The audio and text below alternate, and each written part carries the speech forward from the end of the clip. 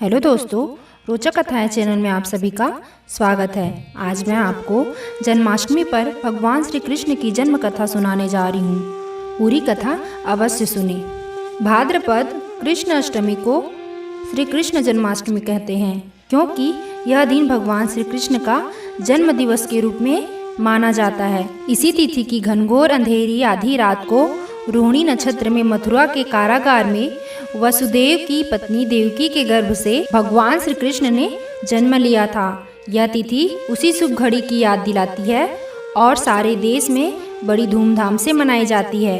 जन्माष्टमी के दिन भगवान श्री कृष्ण की जन्म कथा भी सुनते सुनाते हैं, जो इस प्रकार है। द्वापर युग में भोजवंशी राजा उग्रसेन मथुरा में राज्य करता था। उसके पुत्र कंस ने उसे गद्दी से उतार दिया और स्वयं मथुरा का राजा बन बैठा। कंस की एक बहन देवकी थी, जिसका विवाह वसुदेव नामक यदुवंशी सरदार से हुआ था। एक समय कंस अपनी बहन देवकी को उसकी ससुराल पहुंचाने जा रहा था। रास्ते में आकाशवाणी हुई, हे कंस, जिस देवकी को तू बड़े प्रेम से ले जा रहा है, उसी में तेरा काल बसता है। इसी के गर्भ से उत्पन्न 8वां बालक तेरा वध करेगा। यह सुनकर कंस वसुदेव को मारने के लिए उठ जाता है। तब देवकी ने उससे विनय पूर्वक कहा, मेरे गर्भ से जो संतान होगी उसे मैं तुम्हारे सामने ला दूंगी। बहनोई को मारने से क्या लाभ। कंस ने देवकी की बात मान ली और मथुरा वापस चला आया। उसने वसुदेव और देवकी को कारागृह में डाल दिया।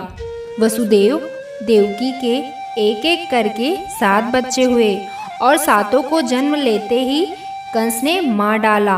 अब 8वां बच्चा होने वाला था। कारागार में उन पर कड़े पहरे बैठा दिए गए।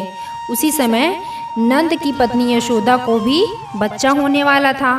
उन्होंने वसुदेव देवकी के दुखी जीवन को देख 8वें बच्चे की रक्षा का उपाय रचा। जिस समय वसुदेव देवकी को पुत्र पैदा हुआ, उसी समय संयोग से यशोदा के गर्भ से एक कन्या का जन्म हुआ, जो और कुछ नहीं सिर्फ माया थी।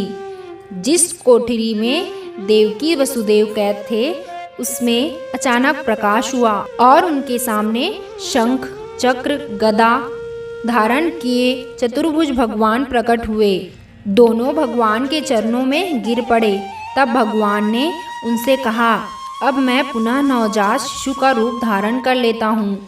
तुम मुझे इसी समय अपने मित्र नंद जी के घर वृंदावन में भेज आओ और उनके यहाँ जो कन्या जन्मी है उसे लाकर कंस के हवाले कर दो।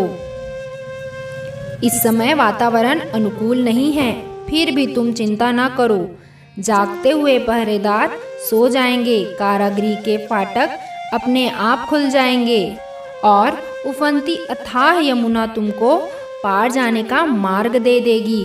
उसी समय वसुदेव नवजात शिशु रूप श्री कृष्ण को सूप में रखकर कारागृह से निकल पड़े और अथाह यमुना को पार कर नंद जी के घर पहुँचे।